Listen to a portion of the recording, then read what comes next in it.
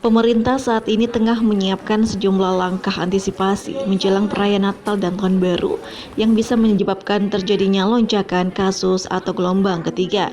Di Sulawesi Tengah sendiri, langkah-langkah yang dilakukan antaranya relaksasi aktivitas diikuti dengan kontrol lapangan yang ketat, meningkatkan angka vaksinasi bagi lansia dan pusat pertumbuhan ekonomi, serta percepatan program vaksinasi untuk anak.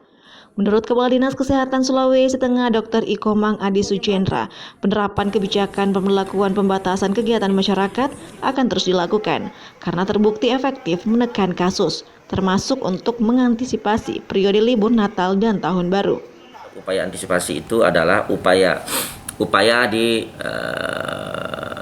paling di hulu itu kan pencegahan ya. Bagaimana kasus tidak muncul ya, tentu dari pihak masyarakatnya protokol kesehatan. Kemudian kalaupun misalnya ada peningkatan kasus dari pihak kita, tetap optimalisasi atau maksimalisasi testing.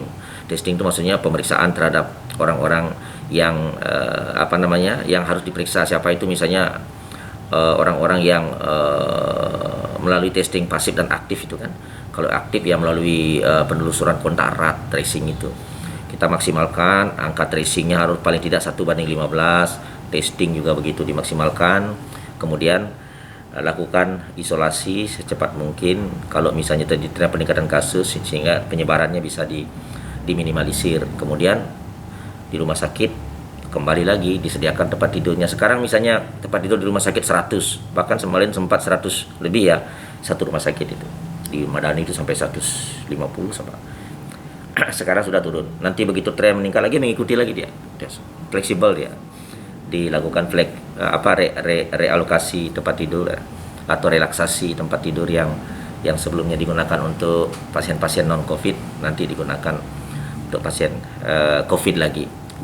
Begitu juga fasilitas pendukung lainnya, alat-alat untuk kesiapan tentang oksigen, kemudian kesiapan tentang obat-obat, kemudian high flow nasal kano untuk oksigen itu, ventilator untuk ICU-nya, termasuk kapasitas sumber daya manusianya, dokternya, perawatnya, semua pegawai laboratoriumnya untuk peningkatan kemampuan untuk menangani COVID. Meski telah melakukan antisipasi terkait lonjakan kasus tersebut, hingga saat ini pemerintah Sulawesi Tengah belum mengeluarkan surat edaran soal kebijakan larangan mudik maupun aturan pembatasan keagamaan jelang Natal dan Tahun Baru.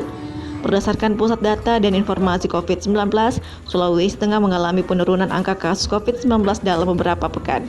Tercatat kasus aktif per tanggal 28 November 2021 hanya sebanyak 34 kasus. Istiana, Radar TV Palu.